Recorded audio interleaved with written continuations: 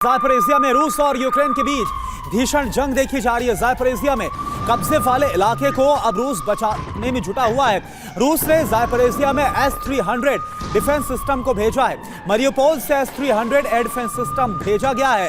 रूस की तरफ से ज़ापोरिज़िया को फिर से हासिल करना चाहता है यूक्रेन। तो जिस तरह से मनीष भाई बता भी रहे थे, चाहे खरसा हो, ज़ापोरिज़िया हो, डोनेत्स्क हो, लुहांस्क के वो इलाके जिन्हें अपना घोषित किया जा चुका है रूस की तरफ से बहुत पहले ही, अब उन पर अपनी पकड़ मजबूत बनाए रखना ये एक बहुत बड़ा चैलेंज है रूस के सामने। निधि, बिल्कुल, तो क्या ज़ापोरिज़िया से एटमी विनाश होगा? अब हम इस पर नजर डालेंगे।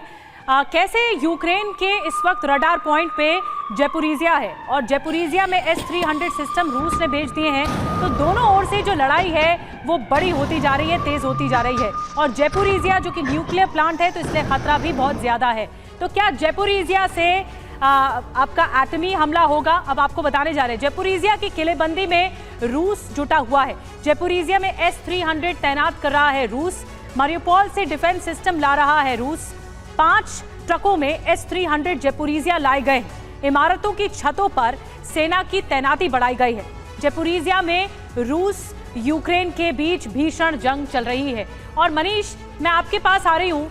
ये जो नया सेंटर पॉइंट है वो अब ज़ापोरिज़िया है और ये बहुत खतरनाक हो सकता है। इट्स वेरी डेंजरस कि यहाँ पर एटमी पावर प्लांट है और अगर यहाँ टारगेट हुआ तो फिर तो तबाही का एक नया आलम छिड़ जाएगा।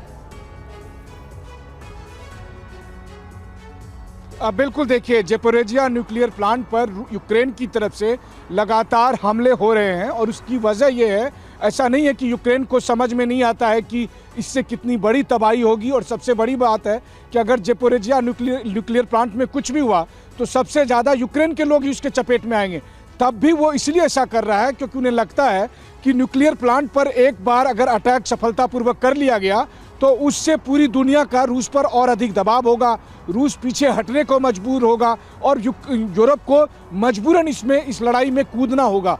तो यूक्रेन इस तरह के एकदम, अगर आप कहें तो एक्सट्रीम नेगेटिव थॉट के साथ न्यूक्लियर प्लांट पर अटैक कर रहा है। ये मैं इसलिए कह रहा हूँ क्योंकि न्यूक्लियर प्लांट कोई बच्चों का खेल नहीं है। लेकिन फिर भी अगर ज़ेलेंस्की ये सोचते हैं कि वो ज़ापोरिज़िया पर या किसी दूसरे न्यूक्लियर प्लांट पर अटैक करके पूरी दुनिया को बेबस कर देंगे, तो मुझे लगता है कि ये उनके लिए सबसे बड़ा सुसाइड होगा। लेकिन खबर यही है कि ज़ेलेंस्की की सेना अपने इसी प्लान के तहत आगे बढ़ रही है।